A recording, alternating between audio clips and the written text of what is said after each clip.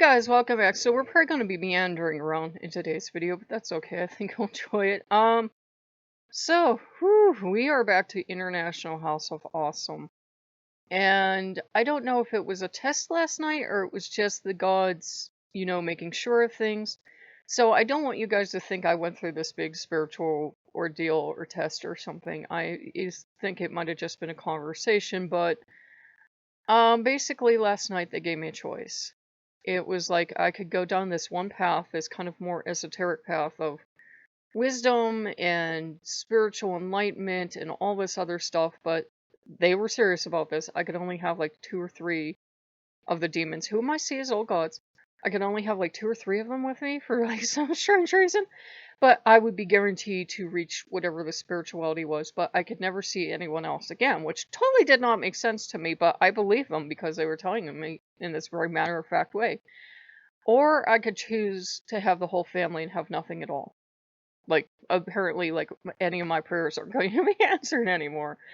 And I was like, you know what? I want my whole family. And they're like, you don't understand. If you go down this path right here, there's all this stuff at the end. There's all this great goody stuff at the end. This is where you want to go. Nah, I'm gonna stay here with my family. Loki was so happy to see me. He was wailing. You know how emotional he gets. And Odin was so happy to see me. He was being very un-Odin-like. And our whole International House of Awesome was back up and running. I said, absolutely not. And this doesn't mean I'm a highly enlightened being. It means I've changed enough between the time alone with them to realize that I don't care what I could get. Not having the rest of our family here, that nothing I could learn would make up for that. Nothing I could get on this earthly plane would make up for that. I said, no, absolutely not. And they kept asking me, Asmodeus said, but you can go over here, you can go over here. And it was either Mammon or Payman that kept saying it too, like, but you go down this path, you get all this stuff. And Odin as well. Odin said, but if you stay with all of us, you're not going to get this. You have to make a choice and you have to make it now. We're like driving by the exit. And I said, no. I said, I want to stay with all of you. And he goes, but, and I've said some less than gracious things, and you guys know in the past I would have stepped right around the Norse gods to go after something. He said, well, isn't your family going to be holding you back? And aren't we keeping you from what you want to do? Da da da da da. And I had the coming. And I said, no. I said, I love you. And I said, we're all so happy together. And I said, I just want to be together as a family. And I said, we're all one family. It doesn't matter where all of you come from, whether you believe we're all one or whatever you believe. I said, we're all one family. And, the gods seemed happy to have the family, but they're like, seriously, you're going by this exit. You can't turn around. This is like a one-time only opportunity. And I'm like, I don't care. And I might regret it later, but I'll still have my family, where if I would have went down that path, it was like, it was a if, this or that. You can't, like, try to go on the divider and get by yourself some extra time to choose. And I feel right now like we're driving by the exit and I'm seeing this beautiful, richly paved road and all those treasures at the end, and I'm like, and I realized I would have driven a limo or something. And here I am on the Greyhound bus with all these gods cheering and shouting and, acting more like, young people on a bus, throwing stuff and everything else. You know how people act in movies and they never act on a school bus once in your life. Yeah. And they're all happy and we're together, but we're gonna definitely be in the Greyhound bus of life and driving down the highway. And I'm like, well, at least we're still moving. So I think they're trying to tell me we're still moving and the whole family's cheering because we're together, and it's such a big family that there's at least this bus and maybe a couple others. But you ain't in that limo going down to the promised land, whatever was down that road. And they're like, we hope you're happy to be on this bus with a bunch of crazy gods acting like teenagers. And I'm like, yeah. It was, I think, them trying to give me a mental image of they would rather play and goof around and have fun, but nobody in this house really wants to do esoteric stuff. I don't even think Asmodeus has any interest.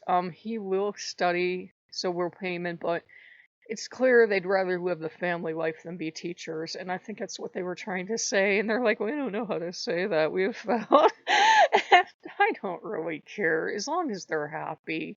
I said I'd rather have our family all together. And we mended some fences, and we talked to some gods we haven't talked to in forever and a day. And I said, you know what? I don't want to be at war with any god. I don't want to hate any god. I don't want to exclude any god. I don't want to, you know, do whatever towards any god. And I said, I really have to stop going to those Reddits because I said a lot of those Reddits just get straight up nasty at times. I said, I keep it real with you guys. When Jesus popped in for a moment, talked to me, and then popped back out, I said, he's right. I said, you have to learn wherever the well of that anger is. You actually have to dig up the well and just let it go. I can be mad forever and a day at the church and what happened to me there, but I don't have to be mad at God. I don't have to be mad at Jesus because for about 2,000 years, those people haven't listened to their divinity. I got amen back here. So, if you're a lurking Catholic, I have nothing against you. It's just no with the church. And, we were talking about it and we got up this morning and the thing popped up in my feed of there is this place. I don't think it's Mount Shasta. It might be. But there's a tribe and it's not Winanock, but it's something like that. I'm sorry. You know how my brain works. 1, 2 strokes we know of. There's a tribe there that likes to go there to do these ceremonies. Well, the New Agers found exactly where they are, and the New Agers go there and they do everything the wrong way because whatever, man. And that kind of lackadaisical way they throw everything together. They kind of like mean well, but they really don't. The New Age, most of us came from it, and you usually get rescued by a god who comes in and takes you off the playground, as I like to say. And my first attempt before this, Bastet, had been very proud because Bastet and Nubis came and rescued me. It's not inherently wrong. It's just there's no direction. And how do you know if what you're doing is really spiritual growth if you don't really have one direction? It's what they need right now. It's what they need right now because they couldn't handle anything else. But it's it's no direction to it, which some people thrive on, and these people seem to be happy enough. But the woman was very upset that they were coming there, and she said they were co-opting, her spirituality, her religion, actually, as she referred to it. And she didn't want them there. And the Park Service can't get rid of these people because they're really not doing anything wrong. Yes, they're offending her religion, but you know how it goes. Some religions get a little more protection than others. And I'm not trying to be mean or pick fights, but I'm thinking had it been a Christian group and people had been there mocking them, they would have been escorted out of the park. And for some reason they keep letting the New Agers go in there, even though it's creating this friction. Now, some First Nations groups would have, welcomed them in and said, "Hey, if you want to be here, keep on the clothes, put that stuff you're doing away, and come learn. But zip it because you're learning, and whatever this is you think you're doing, this is not what we do." Or they could have set up different days, or they could have done anything they wanted to, or they could have, just set up a place for these people far enough away from the sacred site and told them, yeah, this is actually the real spiritual spot right here. We just go over there so nobody knows. Would have done it. Sometimes you have to lie to people for their own good, and it would have at least created peace until, this woman was older and her niece or something was going to become the new teacher. That. And I get it. I get being mad that these people come in and they think that, no, they're a high priestess or they're a shamaness or something because they did what they were doing, which YouTube won't let me mention. And they saw a bunch of interesting stuff, and now they have spiritual powers, which all the traditional witches are like, that's not how it works. I know that's not how it works. Um, well, even if you're solitary, you have to take your lumps over the years and decades, and that's how it works. Eventually, just one day, you realize, I'm a priestess. When did that happen? But it doesn't just happen, like overnight. You're kind of like mini priestess when you first start out. Yeah, you're your own priestess in Wicca, but you have to grow into the role, and that only comes with time and tide, my dears. You have to kind of grow into the role. Where I realized, a lot of you guys will ask me if I do magic with Loki, and I'm like, I don't do magic, with Loki. I never have. And then I'm like, well, it depends on what you call magic. Some people call, the offerings and everything I do magic. Some people are like, no, that's spirituality. Those are two different things. It depends on what you mean by magic. It really does. If by magic do you mean I do X for him and he does Y for me, then I do magic all the time. But, I make him offerings, I cook him food, I keep the house clean, play games with him, do whatever he likes. We do rituals, but as for, kind of more Wicca-esque magic of I'm going to get these 18 things I read about in a book and put them together and put my intent into it and do that. I don't do that as much anymore. I have a lot of health issues, and more I leave stuff in the hands of the gods. And then if I think they need an assist, I will, get out the ritual gear and do like a little quick light ritual. And that seems to be what's covering my needs. Loki kind of stands back and watches with me. He will not direct as much. If you want someone to direct, Odin likes to direct. Mammon likes to direct. Some of the others will come in once or twice and say, no, don't do that, do it this way.